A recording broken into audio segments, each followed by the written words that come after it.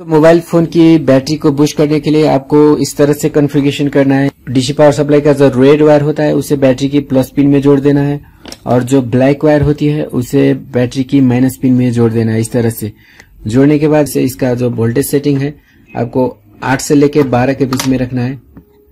वैसे चलिए मैं इसको ऑन करके इसका जो वोल्टेज है मैंने आप देख सकते हो इसका वोल्टेज मैंने 8 वोल्ट में सेट करके रखा हुआ है। आप इसको चाहो तो 10 वोल्ट या 12 वोल्ट तक सेट कर सकते हो।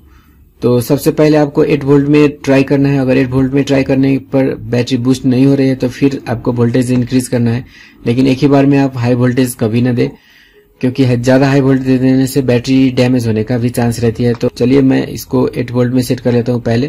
तो दोस्तों आप देख सकते हो जो अभी जो बैटरी का वोल्टेज है 3.36 है, यानी कि बैटरी का वोल्टेज 3.67 से बहुत कम है। तो इसको मैं बूस्ट करके 3.7 की रेंज में इसको इंक्रीज करने वाला हूं। तो इसको इंक्रीज करने के लिए अब मैं इसको कनेक्ट कर देता हूं। तो मैंने इसका कनेक्शन पहले ही इस तरह से किया हुआ है, तो अभी मैं इसको डीसी पावर के साथ कनेक्ट कर देता हूं। तो कनेक्ट करने के साथ ही आप देख सकते हो यहाँ पे 0 वोल्ट हो गई है। जो 8 वोल्ट था वो 0 हो गई है, लेकिन आप यहाँ पे देख सकते हो एम्पियर इंक्रीज हो रहा है, यानी कि इसका जो वोल्टेज है वो बैटरी के अंदर ट्रांसफर हो रही है। तो दोस्तों एम्पियर का मतलब होता है जब भी वोल्टेज एक जगह से दूसरी जगह ट्रांसफर होती है तभी एम्पियर आपको दिखाई देती है, लेकिन अगर वोल्टेज ट्रांसफर नहीं हो तो एम्पियर नहीं दिखाई देती। जैसे मैं इसको निकाल देता हूँ, निकालने के साथ आप देख सकते हो एम्पियर वोल्टेज आपको यहाँ पे दिख रही है, लेकिन एम्पियर बिल्कुल स्टॉप हो चुका है, यानी कि वोल्टेज यहाँ पे है लेकिन ये ट्रांसफर नहीं हो रही है, यानी कि इस डीसी पावर सप्लाई से बैटरी के अंदर नहीं जा रही, इसीलिए एम्पियर रुका हुआ है।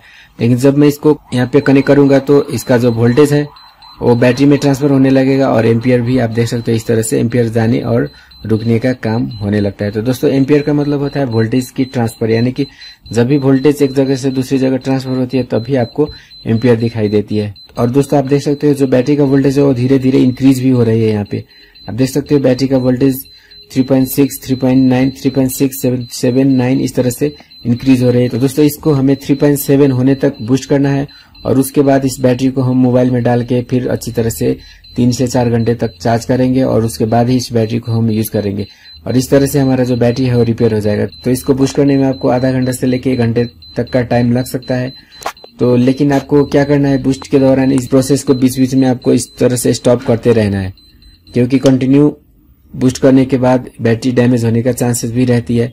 हमें क्या करना है, बीच बीच में 2 मिनट या 3 मिनट के दौरान इसको एक बार बंद कर देना है और फिर से चालू कर देना है। तो दोस्तों इस तरह से बैटरी को ज्यादा देर तक बूस्ट करने के बाद भी अगर बैटरी का वोल्टेज इंक्रीज नहीं हो रही है तो बैटरी को फॉल्टी माना जाता है और इस बैटरी को हमें रिप्लेस करना होता है। लेकिन अगर बैटरी का वोल्टेज इंक्रीज हो गई तो उसे हम फिर से यूज कर सकते हैं।